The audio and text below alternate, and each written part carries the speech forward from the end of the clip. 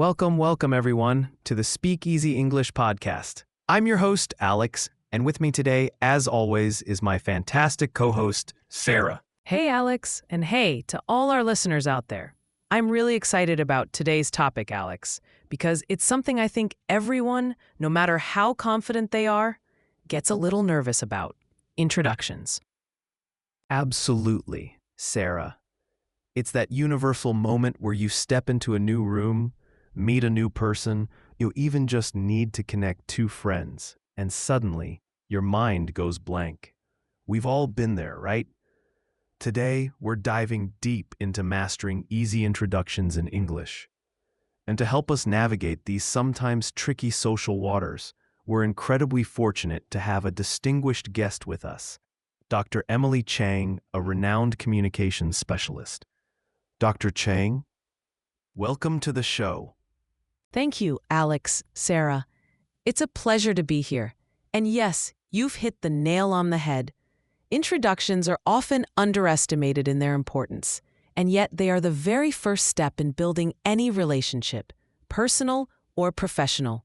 That's so true. I mean, they say you only get one chance to make a first impression, and the introduction is literally the front door to that impression. Emily, what's the very first thing people should focus on when introducing themselves? Simplicity and clarity, Sarah. It sounds obvious, but many people overthink it. For a basic self-introduction, especially in English, hello, my name is your name, or hi, I'm your name are your go-to phrases. They are universally understood, polite, and effective. The key is to deliver them clearly with a smile and good eye contact. A smile and eye contact.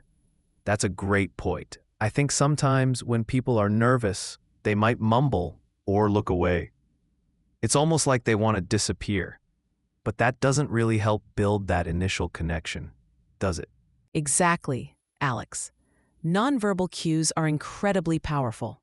A genuine smile instantly signals friendliness and openness.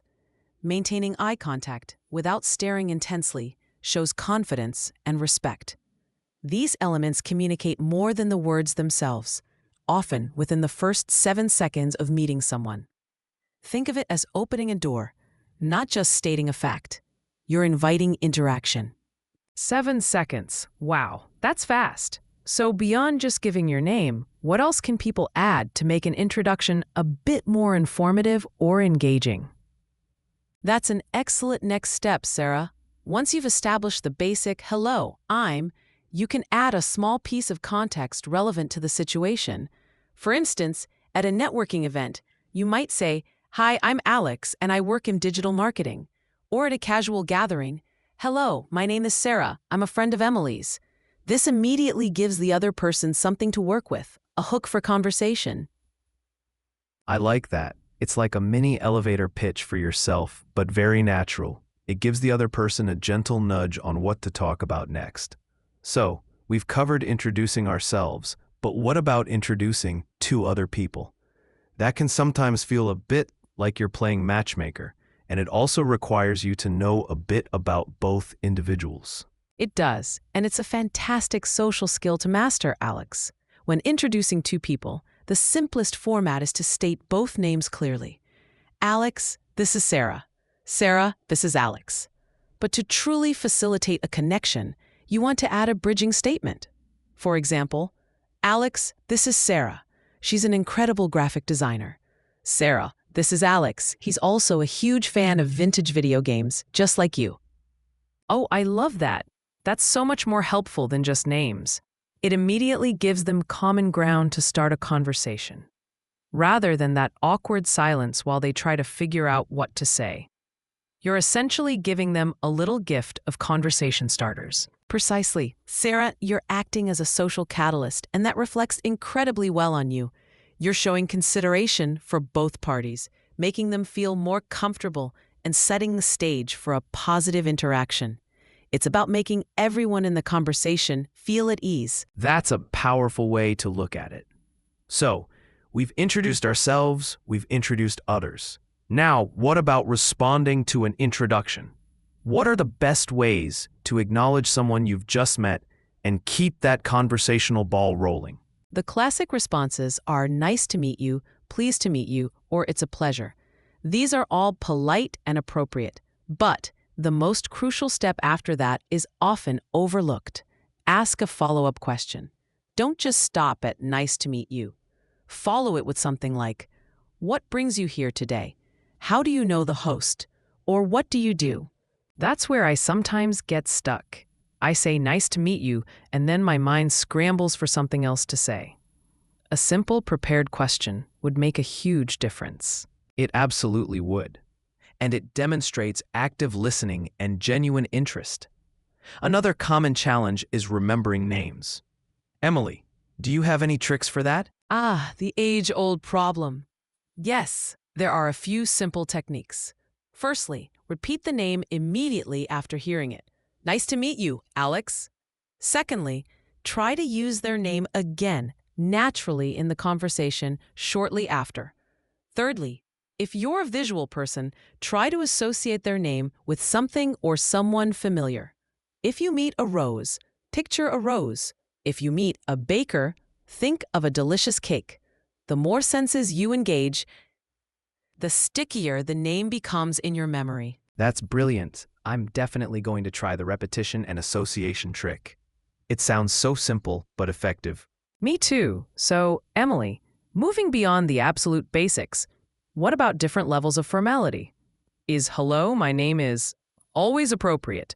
Or are there times when hi, I'm is better? Or vice versa? That's an excellent question, Sarah, because context is everything.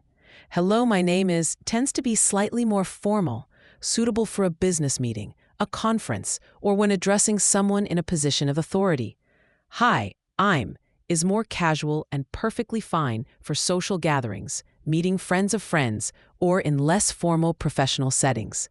The key is to gauge the environment and mirror the level of formality you observe in others. When in doubt, start slightly more formal and then relax if the situation allows. That's solid advice. And what about cultural nuances? Are there things specific to English-speaking cultures that might differ from others? Definitely. While English is spoken globally and there are variations, generally, in most Western English-speaking cultures, a firm handshake is common upon introduction, especially in professional settings. Eye contact is also very important, as we discussed. Personal space is another factor. Generally, people maintain a bit more distance than in some other cultures. And of course, smiling is almost universally appreciated as a sign of warmth. So a firm handshake, a smile, and good eye contact are pretty universal good practices. Got it. But let's be real, Emily. Sometimes, even with all these tips, nerves can still get the better of us. What's your advice for overcoming that awkwardness or shyness when introducing yourself? It's completely normal to feel nervous, Sarah. Even experienced speakers and networkers feel it sometimes. My biggest piece of advice is to reframe that anxiety. Instead of focusing on, what if I make a mistake? Shift your focus to, how can I connect with this person? Or what can I learn from them?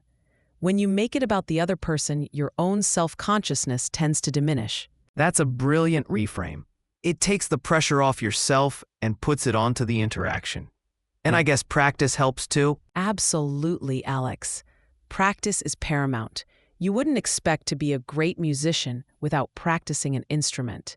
Social skills are no different. Start small. Practice introducing yourself in front of a mirror. Role play with a friend, or set a goal to introduce yourself to one new person each week. The more you do it, the more natural and less daunting it becomes. Each small win builds your confidence for the next interaction. That's so encouraging, Emily. It makes it feel like an achievable skill rather than some inherent talent you either have or don't. So, as we wrap up, what are the absolute biggest takeaways you'd want our listeners to remember about easy introductions in English?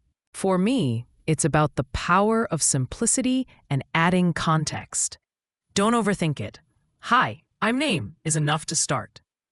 But then, give that little extra piece of information or ask a question to show genuine interest. It really opens up the conversation. I'd echo that, Sarah, and add that the nonverbal elements are just as crucial as the words. A clear voice, a warm smile, and good eye contact go a long way. And remember to shift your focus outward. Be curious about the other person. That's your secret weapon against nerves. And from my side, I'd say preparation, even if it's just mental preparation, can make all the difference. Having those simple phrases ready, knowing you have a follow-up question in your back pocket, and remembering Emily's tips about remembering names can truly transform what might feel like a daunting task into an enjoyable connection. It's about opening a door, as you said, Emily, and making that first step a confident one. Fantastic points, both of you. And I'll just add one more. Be kind to yourself. If you stumble, laugh it off. Everyone makes mistakes. The goal is connection, not perfection. Wonderful advice to end on. Dr. Emily Chang, thank you so much for joining us and sharing your invaluable insights today. This has been incredibly helpful. My pleasure, Alex and Sarah. It's been a great conversation, and thank you, listeners, for tuning in to Speak Easy English. We hope you feel more confident and equipped to make those easy introductions in English. Go out there and connect. We'll catch you next time.